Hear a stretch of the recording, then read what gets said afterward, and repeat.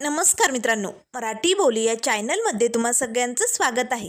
तर आज आपण बाई तुझा आशीर्वाद या मालिकेचा आजचा 7 जूनचा भाग बघणार आहोत. तर आजचा भाग खूपच धमाकेदार झालेला आहे, कारण आजच्या भागामध्ये मोटू ब्राउन्सरची आता धोंडियांना आणि त्यांच्या पोरांनी मिळून चांगलीच वाट लावलेली आपल्याला बघायला मिळणार आहे.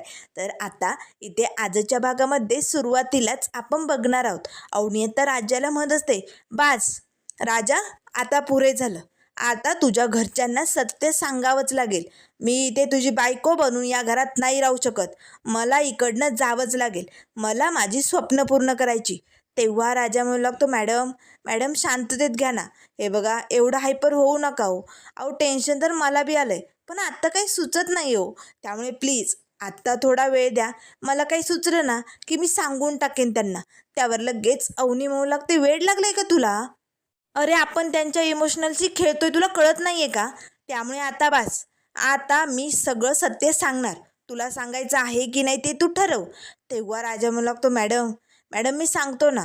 आजची रात्र जाऊ द्या, उद्या सकाळी मी समज खरं सांगतो. तेव्हा अवनी म्हणू लागते, हे बघ राजा, मी लग्न विवांशी का केलं नाही तुला माहिती आहे ना.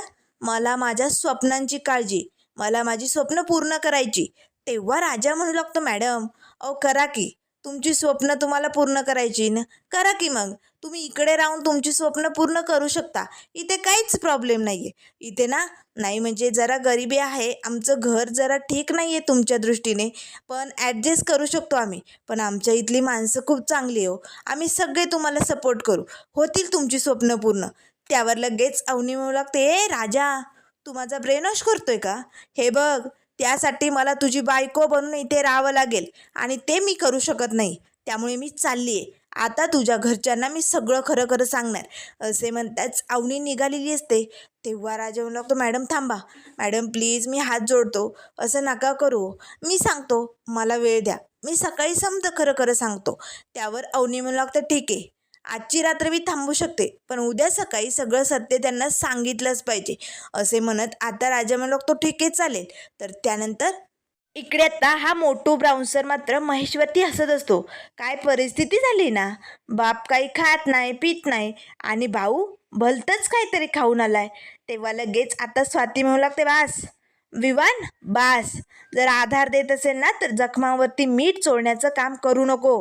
तेव्हा लगेच विवान म्हणू लागतो, वा, म्हणजे जखमा फक्त तुम्हालाच झाल्या आहेत का? मला नाही झाल्या.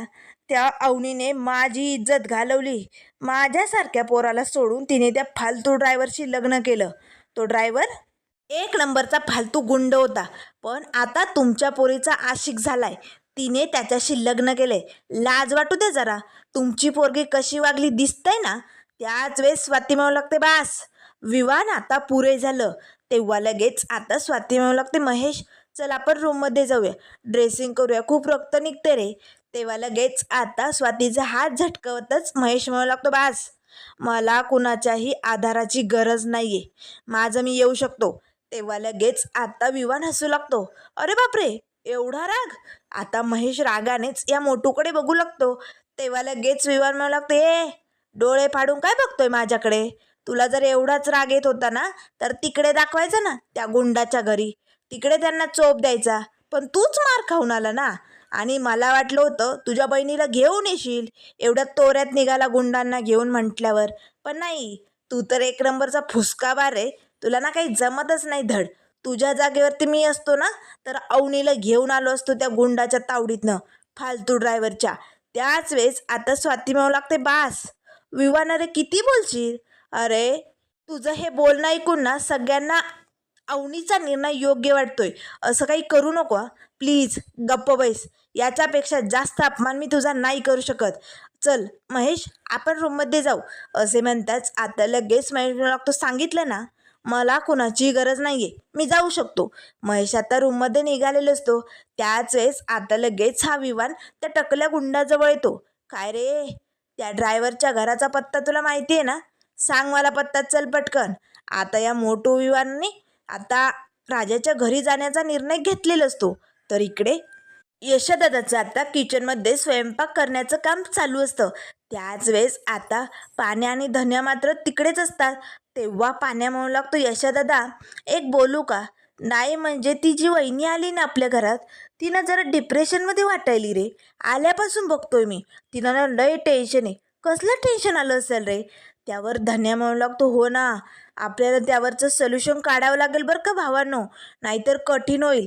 तेव्हा यशादादा म्हणू लागतो, हो ना, मला बी तसंच वाटायलंय रे. कसलं टेन्शन असेल तिला. नाही म्हणजे ती एवढं श्रीमंत घरची पोर, आपलं हे घर बघून तिला टेन्शन आलं असेल का. तेव्हा पाण्यामुळे लागतो, करेक्ट. आपण ना या घराची डागडुजी करून घ्यायला पाहिजे. जरा दुरुस्ती झाली म्हणजे बरं वाटेल. ती इथे राहील ना, नाहीतर या असल्या पडक्या घरात ती कशाला राहील. तेव्हा लगेच धन्यामुळे लागतो, नाही डागडुजी करण्याचा विचार मनात बी आणू नका. ती सुलक्षणा कशी कुलक्षणी बाई आहे माहिती आहे ना, त्यामुळे आपण तसलं काही करू शकत नाही. पण मला एक प्रॉब्लेम वाटतोय रे यशादादा. मला असं वाटतंय तिला ना तुझी खीरच आवडली नसेल. आता मात्र लगेच यशादादा मला लागतं, धन्या, कानपाड फोडू का, काय बोलतोय तू. ती मगाशी बोलली ना तिला खीर आवडली म्हणून. तेव्हा लगेच आता पाण्या आणि धन्या यशादादाची मज्जा घेऊ लागतात. बरोबर, धन्या बरोबर बोलतोय रे. यशादादा, अरे मला असं वाटतंय ना आपण एखादा कुकच ठेवायला पाहिजे स्वयंपाकासाठी. तेव्हा यशादादा म्हणू लागतो, मी एवढा भारी स्वयंपाक करतोय, तुम्हाला आवडत नाही तो. थांबा, तुमच्याकडे ना बघतोच, उद्यापासनं ना उपाशीच ठेवतो तुम्हाला. आता लगेच यशोदादा या दोघांच्या पाठीमागे धावू लागतो. दोघेजण आता लगेच बेडवरती पडतात. आरडाओरडा चालू असतो. त्याच वेळेस यशोदादा म्हणू लागतो, गप्प बसा, काय चालू आहे तुमचं. घरात वहिनी आली कळतंय ना, आता धिंगाणा कमी करा. तेव्हा लगेच आता धन्य म्हणू लागतो, यशोदादा, आम्ही जोक करत होतो, तुझी मज्जा घेत होतो. तेव्हा यशोदादा म्हणू लागतो, हो, माझी मज्जा घेताय तुम्ही. आता लगेच तिघेही खूप हसत असतात. त्याच वेळेस पाण्या म्हणू लागतो, आपण जरा जास्तच असतोय ना, पण जास्त असल्यानंतर जास्त रडावं लागतंय बरं का, असं म्हणतात. तेव्हा धन्या म्हणू लागतो, निगेटिव्ह माणसा, राजादादांना अगदी बरोबर बोलतो, तू ना नेहमी निगेटिव्ह विचार का करतो. त्यावर पाण्या म्हणू लागतो, मी निगेटिव्ह नाही, पॉझिटिव्हच विचार करत असतो. पण तो तुम्हाला खोटा वाटतो, त्याला मी काय करू. आता मी जे बोललो ते अगदी बरोबर आहे. मला ती डिप्रेशनमध्ये वाटते, तिला हे घर आवडलं नसेल असंही वाटतंय, मग ती का राहील. मला असे खूप प्रश्न पडलेत, म्हणून मी बोलून दाखवतो आणि ते तुम्हाला पटत नाही. तेव्हा यशादादा म्हणू लागतो, पाण्या, तुझं बोलणं अगदी बरोबर आहे रे, पण आता आपण या घराची डागडुजी करू शकत नाही. पण आपण एक काम करू शकतो. कसं आहे ना, ती या घरची सुनबाई आहे, तिला तिचा मान सन्मान आदर सगळं काही भेटलं ना तर ती नक्कीच राहील इकडे. आपण तिचं मन जपलं पाहिजे रे. त्यासाठी आपल्याला खूप कष्ट घ्यावे लागतील ना, असं आता या तिघांनी ठरवलेलं असतं. तर त्याच वेळेस आता इकडे देशमानेंच्या घरी अवनीचे बाबा आता अवनीच्या रूममध्ये आलेले असतात. आता ते अवनीचे जे लहानपणीचे फोटोज असतात ना, त्याकडे एकटक डोळे फिरून आता बघत असतात. आता त्यांना अवनीबरोबरचे घालवलेले क्षण आठवतात. कसं अवनीला पुरस्कार भेटल्यानंतर अवनीने मात्र बाबांविषयी भाषण केलेलं असतं. हे सगळे क्षण आता त्यांना आठवत असतात. त्याच वेळेस त्यांना या मोटूवीरांचं बोलणं आठवतं. काय देशमाने, अहो तुमच्या नाकावर टिचून तुमच्या पोरीने त्या फालतू ड्रायव्हरशी लग्न केलंय. तुमच्या त्या पोरीचं त्या फालतू ड्रायव्हर बरोबर लफडं होतं. अहो तुमच्या डोळ्यासमोर लग्न झालं की. आता हे सगळे बोलणे आठवल्यामुळे आता चंद्रकांत देशमानेंना अशी छातीत चमक निघल्यासारखं होऊ लागतं. त्यांना अगदी असा त्रास झाल्यासारखं होत असतं. ते आता लगेच संपूर्ण रूममध्ये अवनीच्या फोटोंकडे बघू लागतात. त्याच वेळेस आता देशमानेंना मात्र अटॅक आलेला असतो. आता देशमाने धपकन खाली पडतात.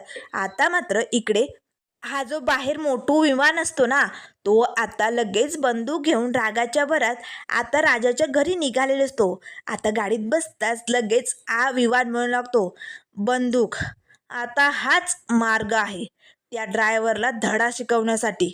अवनी, माझ्या नाकावर टिचून त्या फालतू ड्रायव्हरशी तू लग्न केलं ना, मोठी चूक केली. आता बघ, या बंदुकीचा धाक दाखवून नाही तुला माझ्यासोबत घेऊन आलो ना, तर नावाचा विमान नाहीये.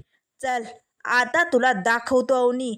असे म्हणताच आता हा मोटू ब्राउन्सर आता राजाच्या घराकडे निघालेला असतो. तर आता इकडे आता अवनी राजाला म्हणू लागते, नाही म्हणजे घर फारच जुनं दिसतंय तुमचं. एवढं जुनं घर तुम्ही दुरुस्त केलं नाही. तुझा भाऊ कॉन्ट्रॅक्टर आहे ना. त्यावर राजा म्हणू लागतो, हो आहे ना, माझा भाऊ कॉन्ट्रॅक्टर आहे. त्यावर लगेच अवनी म्हणू लागते, मग कधी घराचा बदलण्याचा निर्णय घेतला नाही तुम्ही. नाही म्हणजे विचार केला नाही का. तेव्हा राजा म्हणू लागतो, मॅडम कसं आहे ना, नाही म्हणजे विचार आला होता आमच्या भावंडांच्या डोक्यात, पण म्हणजे कसं आहे ना मॅडम, हे घर ना ब्रिटिशकालीन आहे ना, आणि आमच्या या जुन्या घराबरोबर खूप आठवणी दडल्यात. आणि जर मग डागडुजी केली, हे घर पाडून नवीन घर बांधलं, तर मग आमच्या आठवणी पुसून जातील ना, आणि आम्हाला असं होऊ द्यायचं नाही आहे. त्यामुळे ना आम्ही नवीन घर बांधायचंच नाही असा निर्णय घेतला आणि याच मजबूत जुन्या घरात राहायचं. कसं आहे ना मॅडम, ओल्ड इज गोल्ड असं म्हणतात ना, मग आमचं घर तसंच आहे, एकदम भारी असे म्हणताच आता जोरात दिशी राजा लगेच भिंतीवर ती हात आदळतो. त्याच वेळेस भिंतीला लागलेली जी धूळ असते ना, ती सगळी आता राजाच्या अंगावरती उडते. राजाला जोराचा ठसका लागतो. अवनीला मात्र हसू येऊ लागतं. तेव्हा अवनी म्हणू लागते, छान आहे, मस्त आहे बरं का, जुन्या काळचं. तेव्हा राजा म्हणू लागतो, मॅडम तुम्हाला काही हवं आहे का, काही हवं असेल तर मला सांगा. तेव्हा अवनी म्हणू लागते, माझी बॅग आणतोस, ती गाडीतच आहे अजून. तेव्हा राजा म्हणू लागतो, ठीक आहे तुम्ही आतमध्ये थांबा. आता अवनी लगेच आतमध्ये रूममध्ये जाते. तिचा मोबाईल चार्ज झालेला असतो. अवनी आता लगेच आपला मोबाईल ऑन करते. तर आता तिला स्वाती वहिनीचा फोन आलेला असतो. आता स्वाती वहिनीचा फोन येताच अवनी पटकन फोन उचलते. बोल ना गं स्वाती वहिनी. तेव्हा स्वाती म्हणू लागते, अवनी अगं तुझ्याकडनं मला अशी अपेक्षा कधीच नव्हती. माझा तुझ्यावरती पूर्ण विश्वास होता अवनी. मग तू काय केलं अवनी? अगं विवानला सोडून त्या फालतू ड्रायव्हरशी लग्न केलं. अवनी तुला तुझी स्वप्न पूर्ण करायची होती. तुला खूप मोठं व्हायचं होतं. अगं तू एक आर्किटेक्ट हे विसरलीस का अवनी? या सगळ्यांचा विसर पडलाय का तुला? अगं बोल ना, का अशी वागली? अवनी तुझ्या अशा वागण्यामुळे आपल्या घरावरती किती मोठं संकट कोसळले तुला कळतं का? अगं बाबांची काय अवस्था झाली अवनी? अगं तू इकडे असते ना तर बघवली नसती का तुला त्यांची अवस्था? अवनी हे सगळं का केलं? का असं वागली सांग ना. त्याच वेळेस अवनी म्हणू लागते, वहिनी वहिनी माझं ऐकून घे.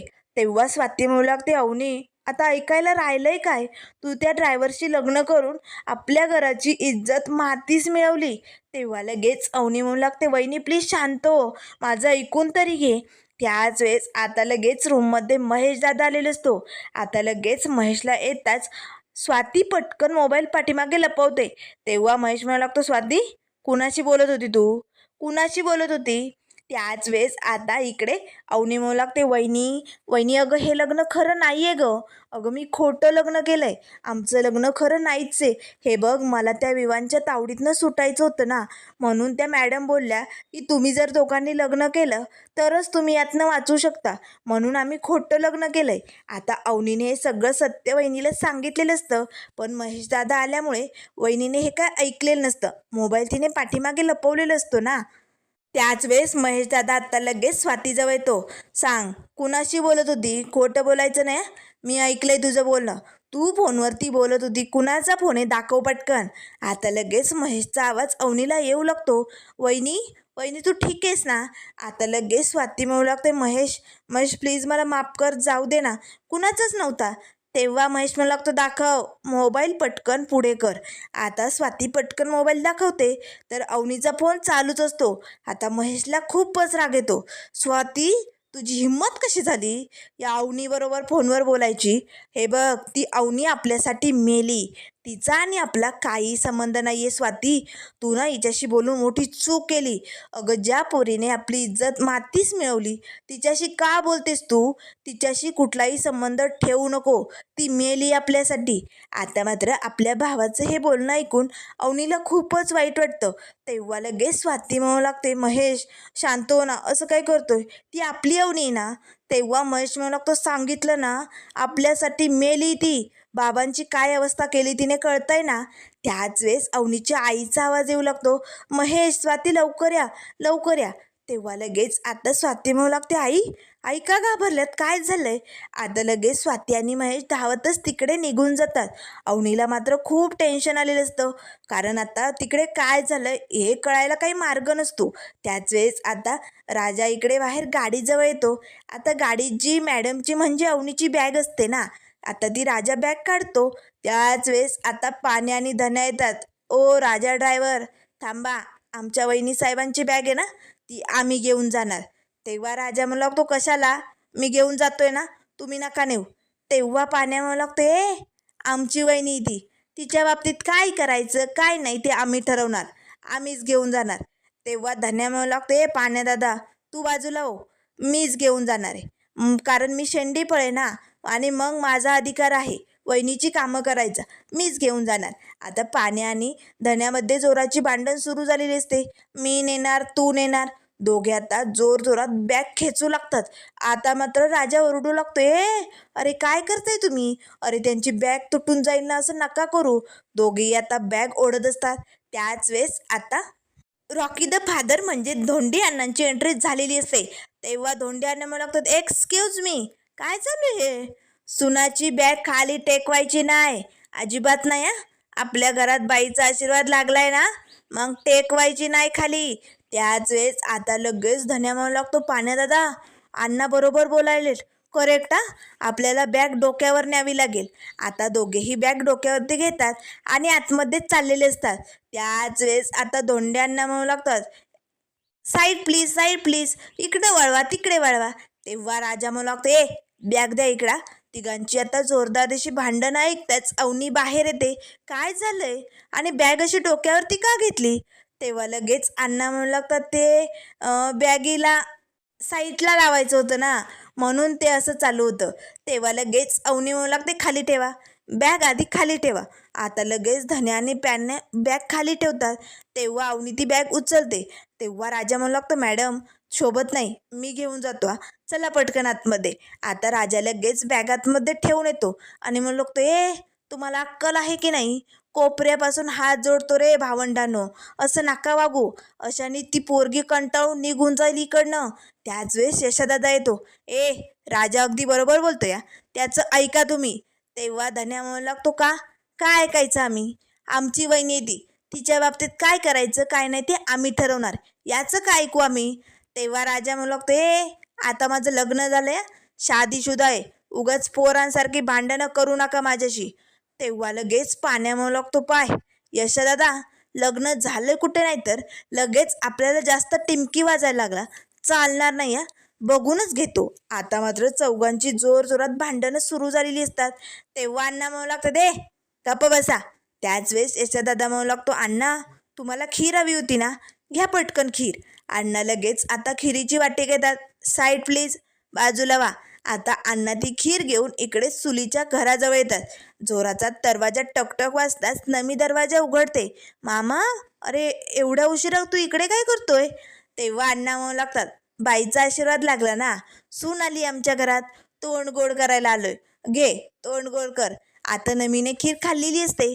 तेव्हा लगेच नमी म्हणू लागते, धोंडी मामा, जेव्हा मी सून म्हणून तुझ्या घरात येईल ना, तेव्हा यशाला अशीच खीर बनवायला सांगा. तेव्हा धोंडी यांना म्हणू लागतो, गप्प बाईस, त्या कावळीनीला बोलाव, तिचं तोंड कडू पडलं असेल ना, गोड करूया आपण. तेवढ्यात सुली कडमडते, कोण आला एवढ्या रातच्याला इकडे कडमडायला? तेव्हा धोंडी यांना म्हणू लागतात, सुले मीच आहे, कसं आहे ना, कावळीनीचं तोंड कडू पडलंय ना, गोड करायला आलो.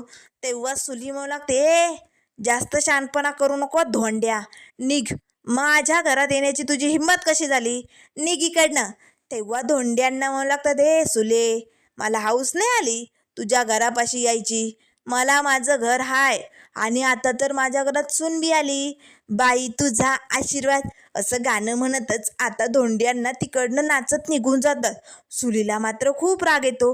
रागाच्या भरातच आता जी खीर असते ना, त्याची वाटी फेकतच आता सुली आतमध्ये निघून जाते.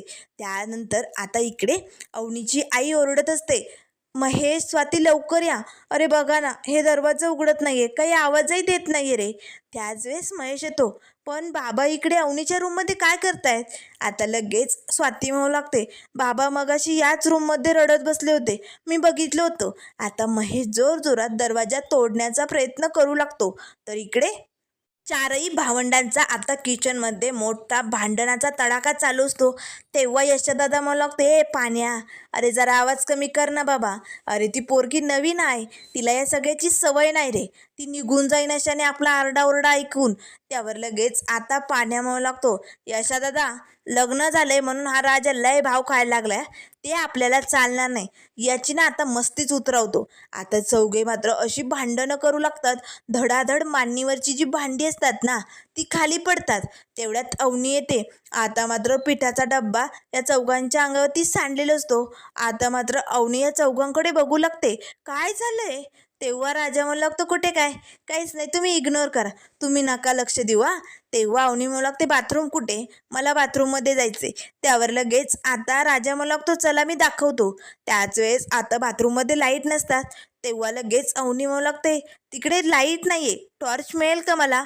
तेव्हा लगेच आता धन्या म्हणू लागतो, ओ सॉरी सॉरी, मी लाईट आणायला चाललो होतो, नाही म्हणजे तिकडची वायर तुटली वहिनी, पण मध्येच तुमचा भाऊ कलमडला. त्याच वेळेस राजा म्हणू लागतो, धन्या धन्या टॉर्च असेल तर दे. आता तिघेही टॉर्च शोधू लागतात. त्याच वेळेस धन्या पटकन मोबाईलमध्ये टॉर्च लावतो. वहिनी तुम्ही हा टॉर्च घेऊन जा. आता पाण्या यशोदादा सगळेजण अवनीसमोर मोबाईल धरतात. हो हो हा टॉर्च न्या. अवनी मात्र हसू लागते. तर त्यानंतर मित्रांनो पुढील भागामध्ये आपल्याला बघायला मिळेल, आता हे मोटू विवांचं जे विमान असतं ना ते आता दांगटांच्या घरी येऊन धडकलेलं असतं. आता लगेच धोंडियांना बाहेर अंगणात असतात. तेव्हा लगेच धोंडियांनांच्या डोक्याला बंदूक लावतच विमान ओरडू लागतो, अवनी अवनी बाहेर ये, आज तुला माझ्यासोबत यावंच लागेल, नाहीतर या म्हाताऱ्याला मी गोळी घालून संपवणार. आता मात्र धोंडियांना रॉकी द फादर एक नंबरचे जबरदस्त. आता धोंड्यांना म्हणू लागतात, मला मारणार काय, आता मोठ्या तुला दाखवतोच. आता विवान लगेच जोरजोरात राजा आणि अवनीला आवाज देत असतो. त्याच वेळेस आता धोंड्यांना मात्र या मोटूचे जे बूट असतात ना आता त्याच्या नाड्या एकमेकांना अशा घट्ट बांधून टाकतात. हे धन्याने पाहिलेलं असतं. आता मात्र या मोटूची चांगली जिरवायची धन्या आणि अण्णांनी ठरवलेलं असतं. त्याच वेळेस राजा अवनी पाण्यात सगळे बाहेर येतात. तेव्हा हा विवान म्हणू लागतो, ए अवनी चल गाडीत बैस, आता जर तू माझ्यासोबत नाही आली ना तर या म्हाताऱ्याच्या डोक्यात गोळी घालून त्याला मारून टाकेल. तेव्हा लगेच धन्या म्हणू लागतो, नाही नाही नाही नाही, असं नका करू, आमच्या अण्णांना घेऊन जा, पण आमच्या वहिनीला नका नेवा, जा आमच्या अण्णांना घेऊन जा. आता मात्र लगेच विवान म्हणू लागतो, आता या विवानची मात्र कशी कुत्र्यासारखी धुलाई होणार. आता ही भावंड आणि रॉकी द फादर मिळून आता या विवानची कशी वाट लावणार हे सगळं आपल्याला बघायला मिळणार. त्यामुळे मित्रांनो अशाच मालिकेंच्या अपडेट पाहण्यासाठी चॅनलला लाईक करा, सबस्क्राईब करा. व्हिडिओ पाहिल्याबद्दल धन्यवाद.